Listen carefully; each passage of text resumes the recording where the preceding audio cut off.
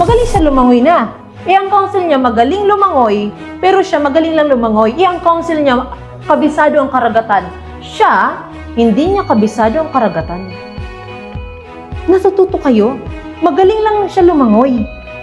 Pero ang nagtuturo sa kanya, magaling din lumangoy. Natapatan niya. Ang problem, ang natutunan niya pa lang, ang paglangoy. Pero ang kabisaduhay ng karagatan, hindi niya alam. Ngayon, ginaguide siya ng counsel niya. Diyan ka muna.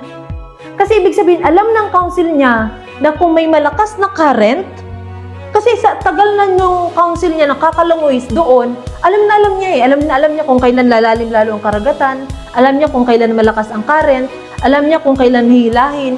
So sabi ng counsel niya, wag ha. Hindi niya maintindihan kasi nga magaling na siya lumangoy. Ito ng problem, dahil sobrang magaling na siya lumangoy, ayaw niya na makinig. Guess what? Dahil sa sobrang galing mo, at feeling mo kabisado mo na, pupunta ka sa karagatan, ang problema, marunong ka lang lumangoy. Hindi mo alam kung gaano kalakas ang current. Natangay ka. Hindi ka nakinig sa counsel mo eh. Na mas matalino pagdating sa current. Ang binabasa niya, ang strength ng counsel. At ito pa, ang counsel minsan na binibigay sa'yo, minsan, alam ang strength mo. Alam niya rin ang weakness mo. Like, follow, and subscribe.